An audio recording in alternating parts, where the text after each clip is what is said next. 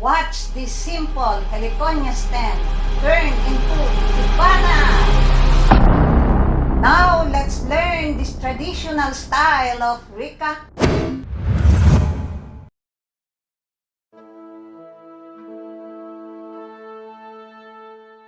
Mabuhay! Welcome to our channel, Ikebana, the Way of Flowers. I am Ofelia, Asis-dela Peña, Ikenobo Ikebana Instructor. In this video, I'm going to introduce how to make Rikka Shofutai. For more ideas on how to arrange Ikebana, the Ikenobo way, make sure you subscribe. Hit the bell. Let's begin! In Rikka, there are two styles, Rikka Shofutai with traditional form and Rikka Shofutai with no set form. Rikka Shofutai is the most formal style of Ikebana and has a distinctive character which expresses the beauty of a natural landscape. This classical type of Rikka follows strict rules and uses special techniques such as wiring. It consists of 9 main stems or parts, applying different characters, length, angles, and direction of materials to construct a harmonious scenic natural landscape. These 9 stems are Shin, Hikae, Nagashi, Shoshin, Maeoki, and Mikoshi. These are also known as yakueda. Each yakueda has a particular function and point of departure from an imagined vertical line running through the center of the arrangement. This point of departure is called De. Each yakueda also has a particular insertion point on the Kenzan. The height, length, and position of each yakueda responds to or supports another. The harmony of height, width, and depth is one of the most important factors to consider. Apart from these 9 main stems, additional stems called Ashirai are also required for completion. For beginners Rikka arrangement, the designated 25 centimeters or approximately 10-inch base height must be used. The upper edge of the base should be straight. I'm using an off-white marble base. It can also be made of ceramic, bronze, acrylic, stainless steel, or glass. For other tools, we also need pebbles, Kenzan, Ikebana scissors, a small hand towel to wipe off scissors, pliers, secateur, floral tape, wires, a small container filled with water, and a pitcher to fill the base with water.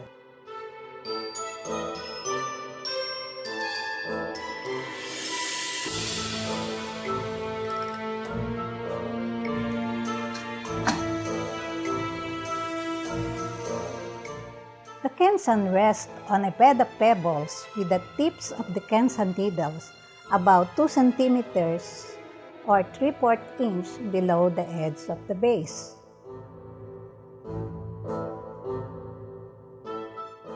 Be sure that the water reaches the tip of the Kenzan needle.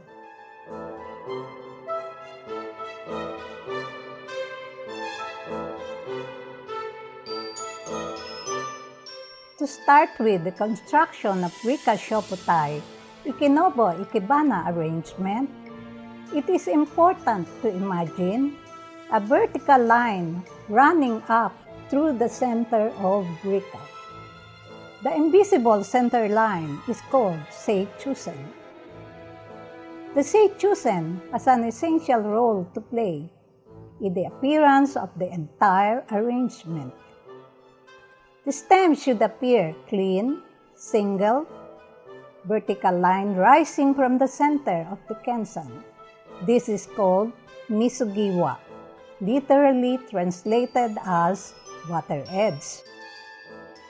Choosing your own materials can be challenging. When limited materials are available, the easiest way to obtain balance is to use the same materials in 3 positions, in the upper, middle, and lower levels. It is called the Sankashozukai configuration.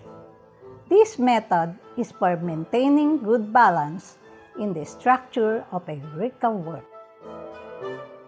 The right and left sides of a work can be balanced in terms of the colors and textures of the different yakueda by using one floral material or same material for Shin,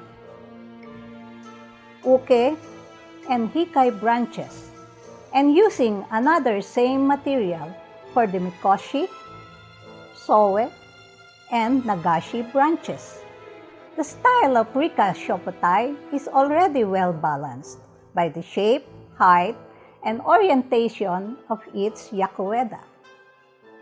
But a work can look even more balanced by positioning floral materials following a pattern such as this. Today, I'm going to use same material for Shin, Uke, and Hikae, a tropical flower called Guadalupe heliconia or false bird of paradise. Heliconia has the symbolism to stay young and beautiful. And I'm also going to use one material for Soe, Nagashi, and Mikoshi, which is fern leaf. For the first yakueda, the main branch is Shin.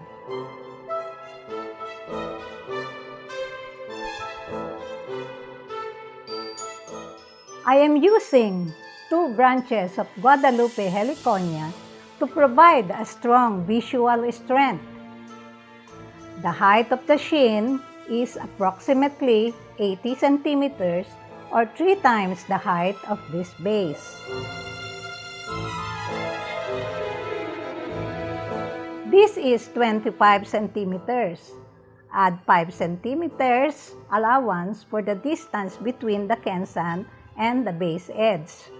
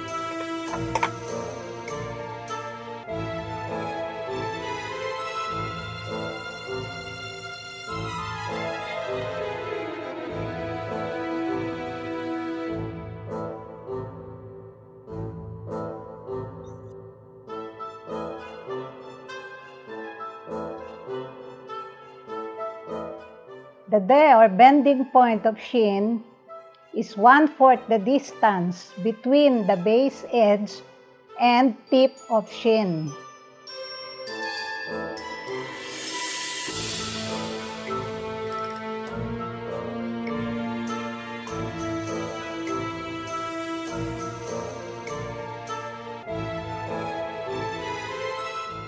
The Shin is inserted firmly on the Kenzan, off-center or slightly rear of center. Let's tie them up.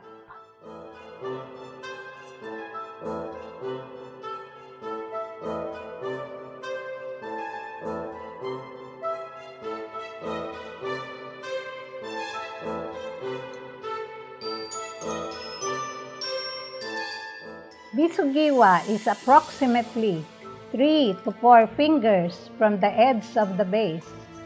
For our guide, let's put a pine wire to mark the Misugiwa.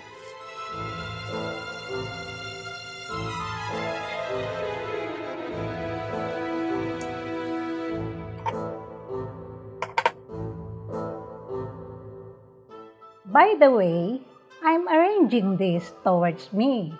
From time to time, I will show you the front view of my arrangement.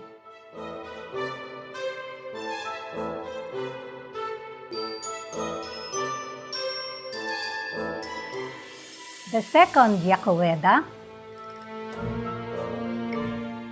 the receiving branch is uke. The de for uke is halfway between Misugiwa and the de of Shin.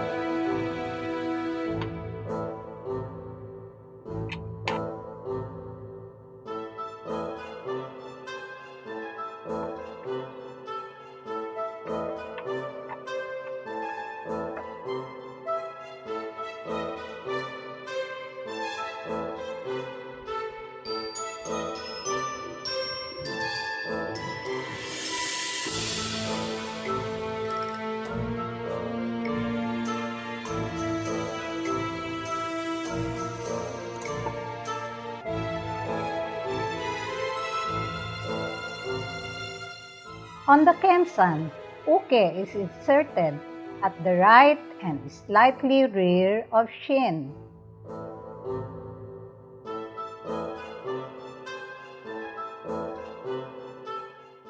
It angles slightly upward and toward the right rear.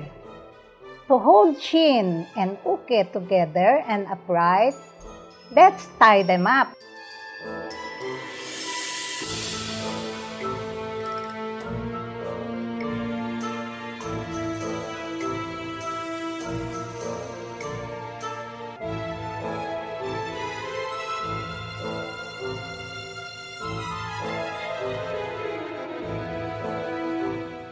Third yakueda. The adjustment branch is Hikae.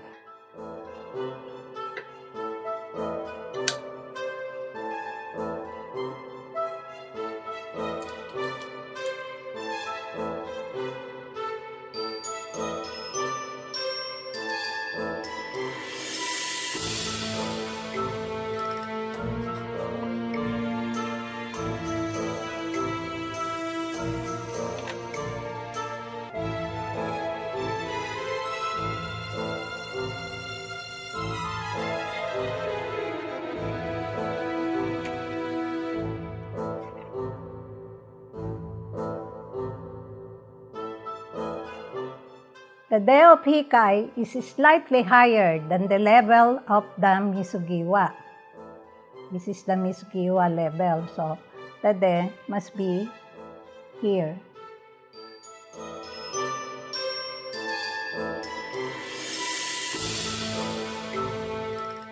Hikae is placed on the Kenzan at the left and slightly rear of Shin.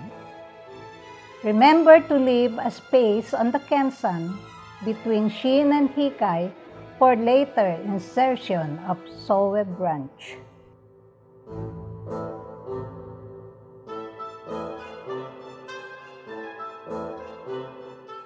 Hikae extends to the left rear with a gentle curve and slightly upward movement at its tip.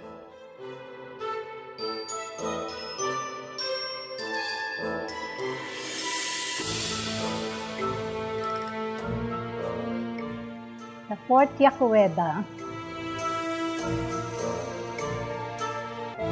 the supporting stem is Soe. I'm going to use 2 fern stems for Soe. The de of Soe is slightly lower than the de of Shin. This is the de of Shin, so the de of Soe must be here, 1 centimeter, approximately here.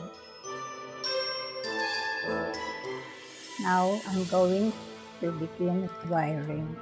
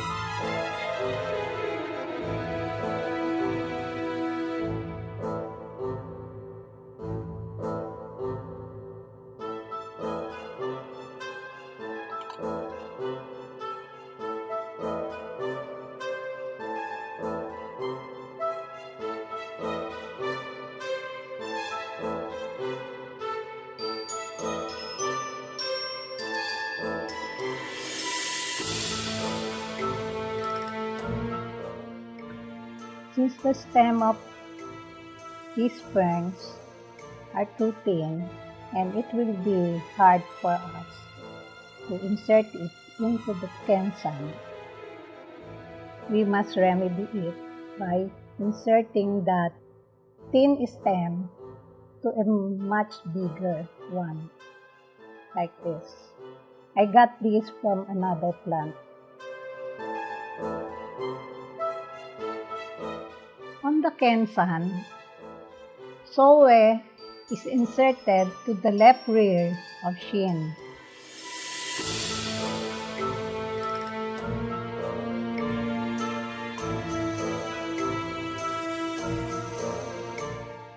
Soe is held upright by a loop of pine wire at its de. Here. I'm going to place another stem slightly to the back.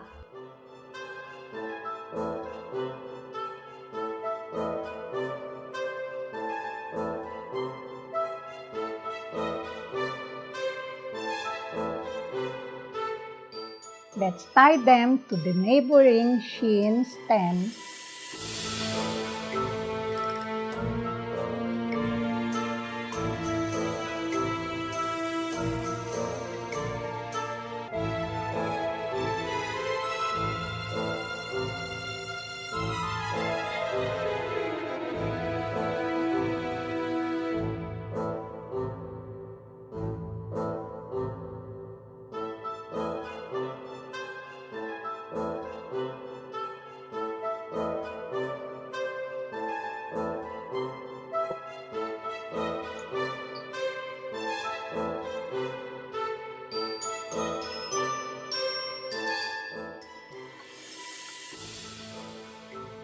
Then let's tie the Hikae to the soe.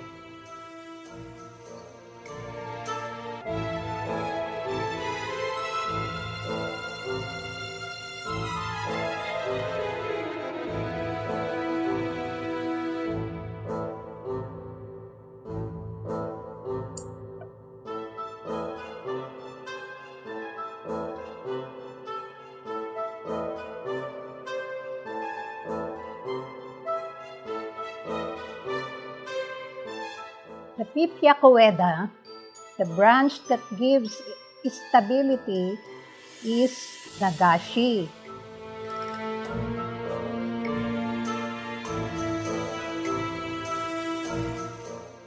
Let's use 2 fern leaves for Nagashi.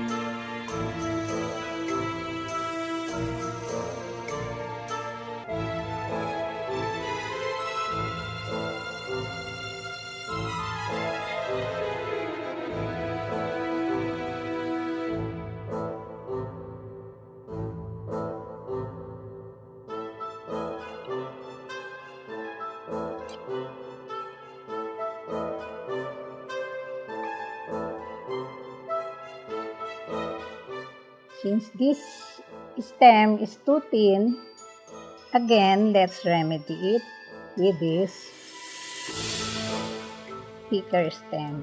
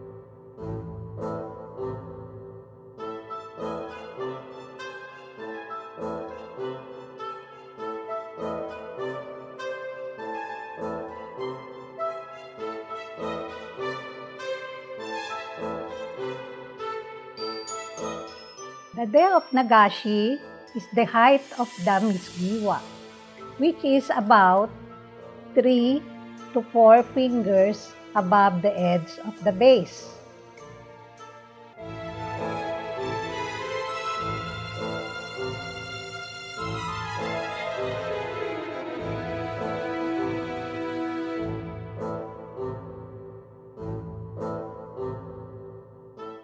On the Kenzan, Nagashi is placed at the right rear of uke.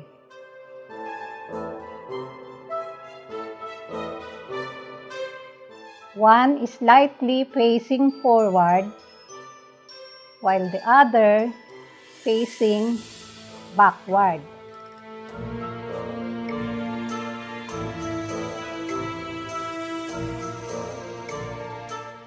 Let's tie this up.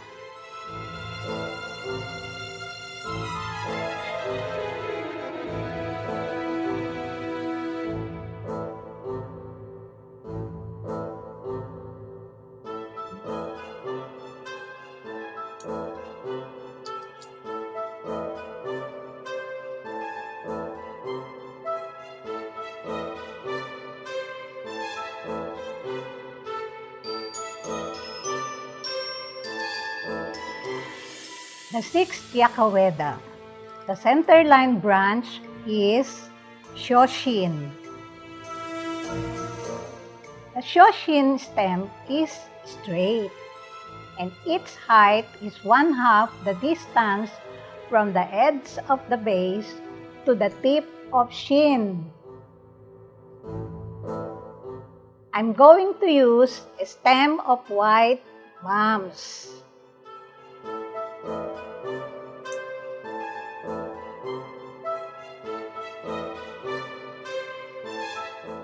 On Kenzan, Shoshin is inserted immediately in front of the insertion point for Shin.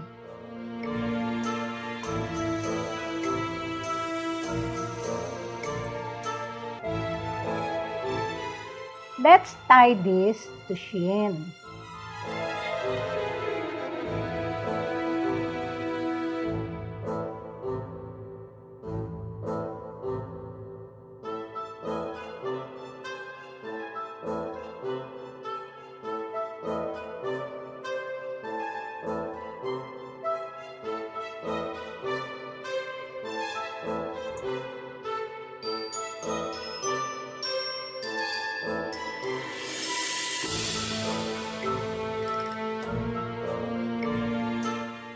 The seventh yakueda, the branch that gives unity, is Do. It suggests the body or center of Rikka.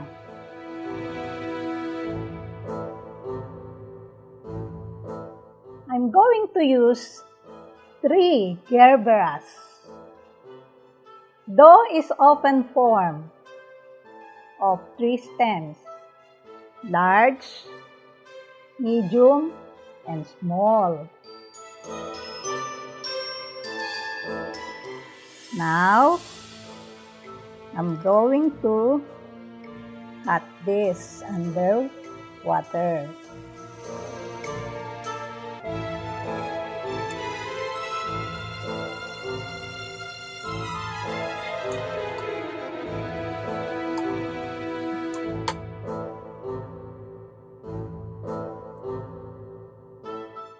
Now I'll start wiring.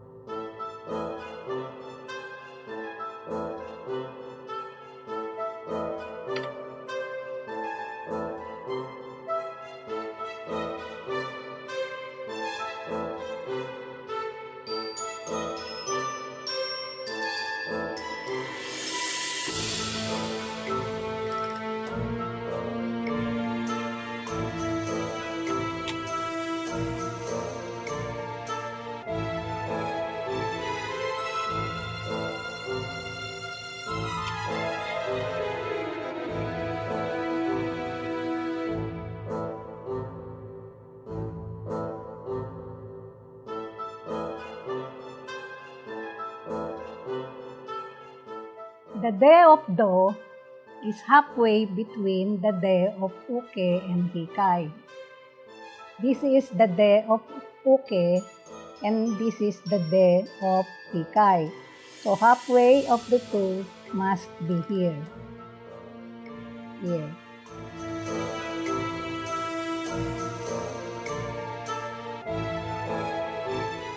Now I'm going to bend them.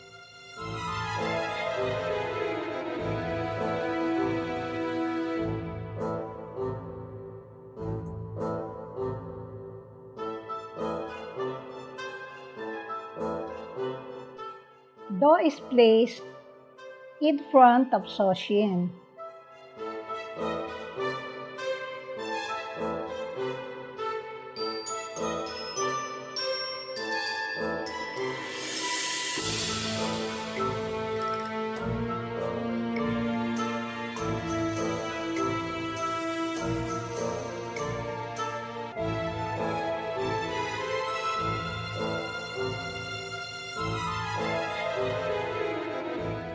Let's tie this up to Shoshin.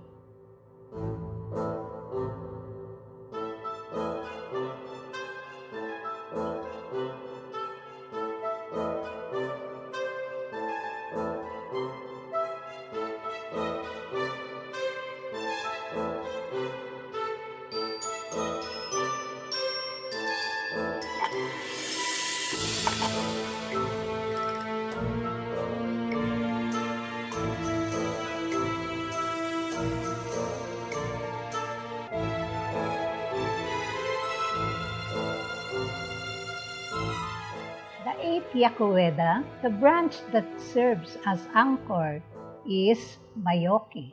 Maeoki is often made up to 3 portions, all extending flat and forward. It must be 90 degrees bent. Here are 3 stems of Philodendron Selum. I'm going to wire this.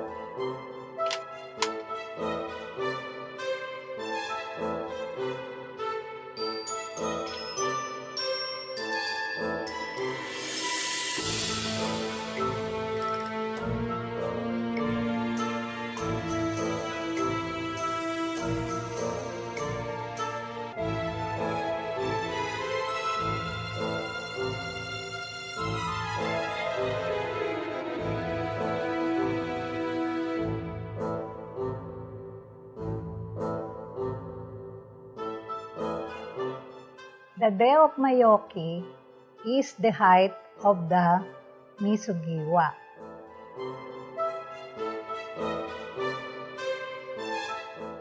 Maeoki is inserted just in front of Do on the Kenzan.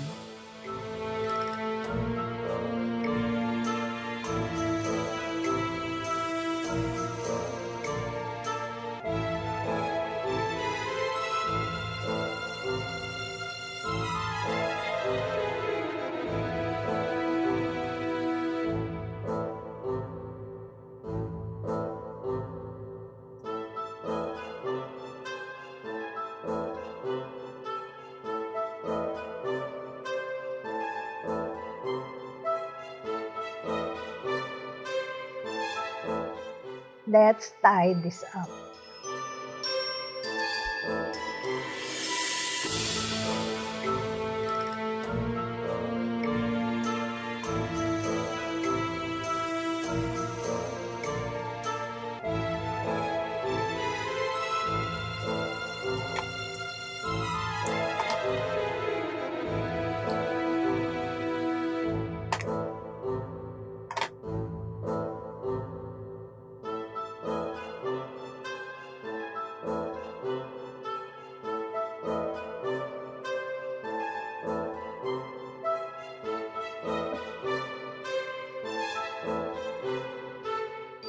The ninth yakueda, the branch that provides depth, is Mikoshi.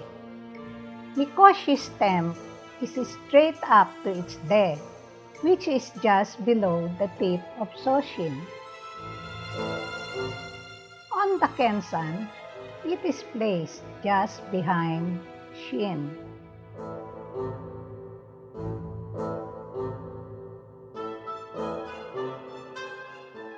A stem of fern is perfect for this yakueda.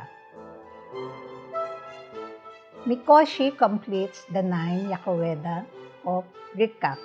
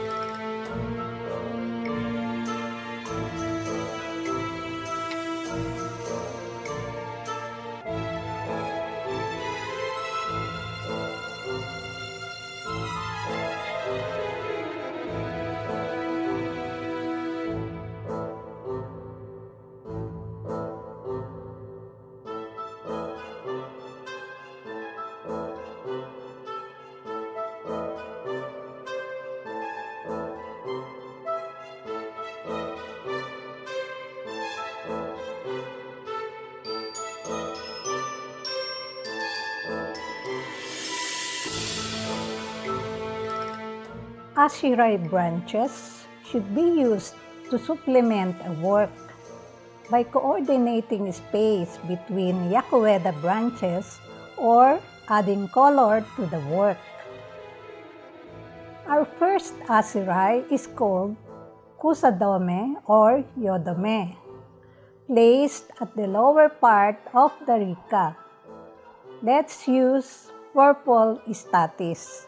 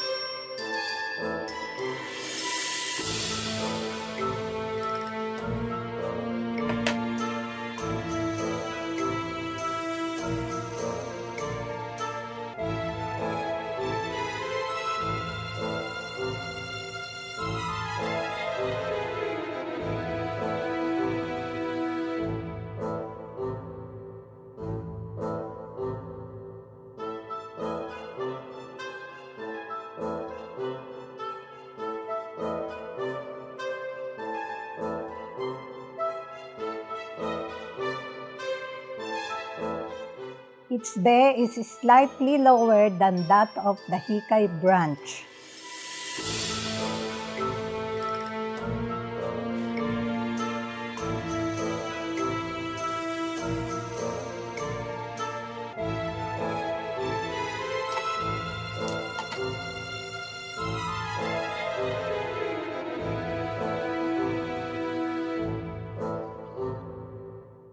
It is inserted between Maeoki and Hikae. The next Ashirai is Kidome or Indome.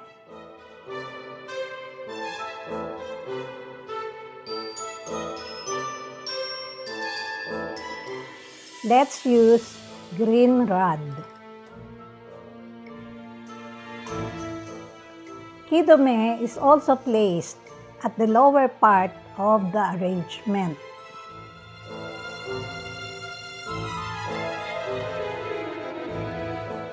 Let's start wiring.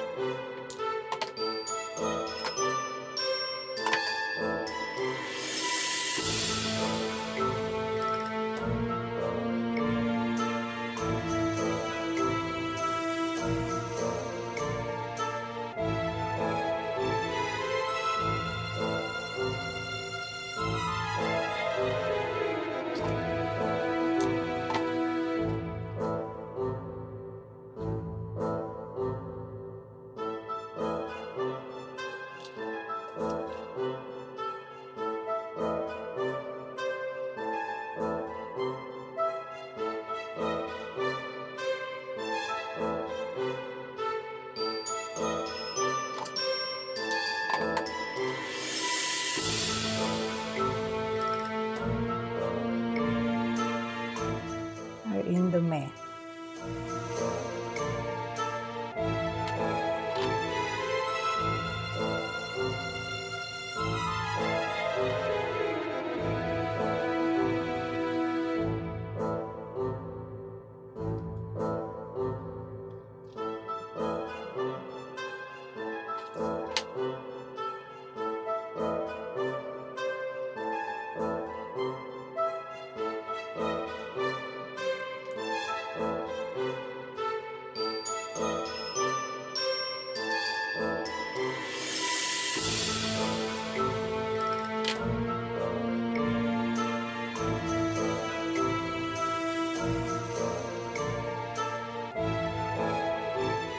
We have just wired and covered our indome with floral tape.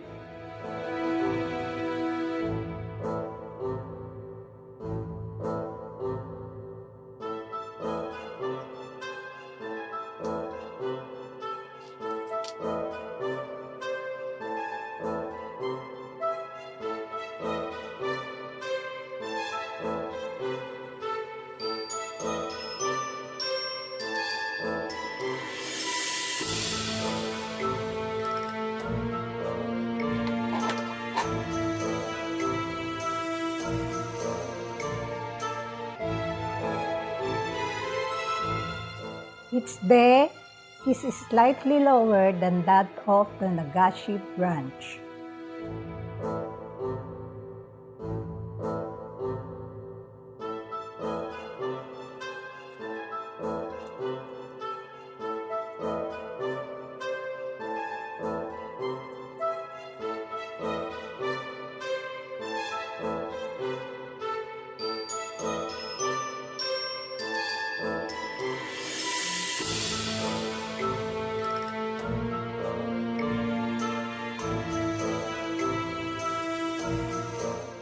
It is inserted between Maeoki and Nagashi. The third Ashirai is Ushiro Gakoi. The function of Ushiro Gakoi, which literally means to surround the backside, is to fill up the backside of the work, allowing it to create a three-dimensional effect. Let's use 3 stems of local eucalyptus. Let's start wiring.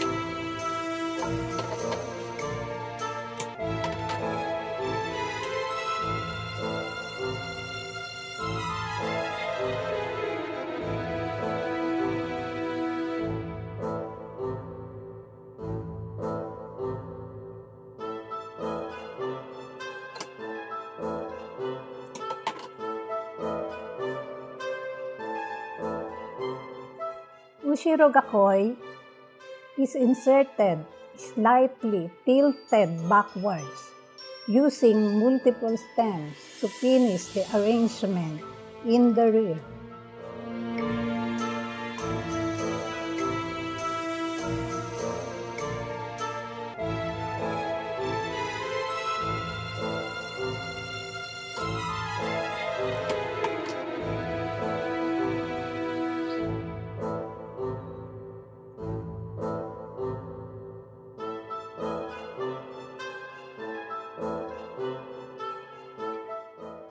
tie them up.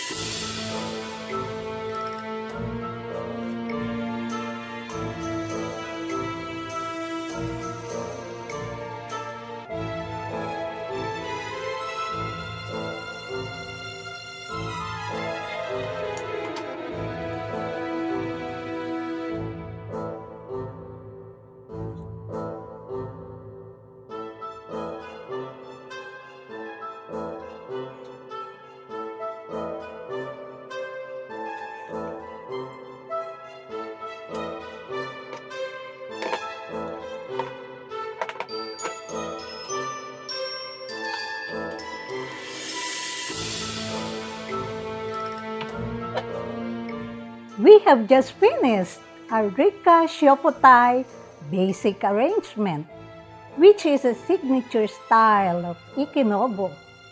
Let's rotate it around for you to see it better.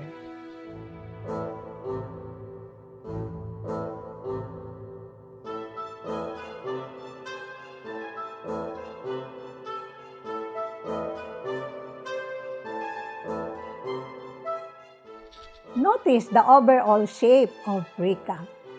The silhouette at the right side has a triangle shape, and the silhouette at the left side has a round shape. In order to be a proper Rikka, it is very important to have a Misu-giwa. The 9 yakuedas are Shin, Uke, Hikae, Soe, Nagashi, Mikoshi, Shoshin, Do, and Maeoki. And Ashirai, Kusadome or Yodome, Kidome or Indome, and at the back, Usero Gakoi. While arranging, it is essential to continually observe the overall balances of your work, from upper to lower levels, from left to right, and from front to rear. The study of Rikka should be undertaken with the guidance of an Ikenobo teacher. There are many wiring and other techniques, and several other methods for determining depth of the various yakuedas which could not be covered in this demo.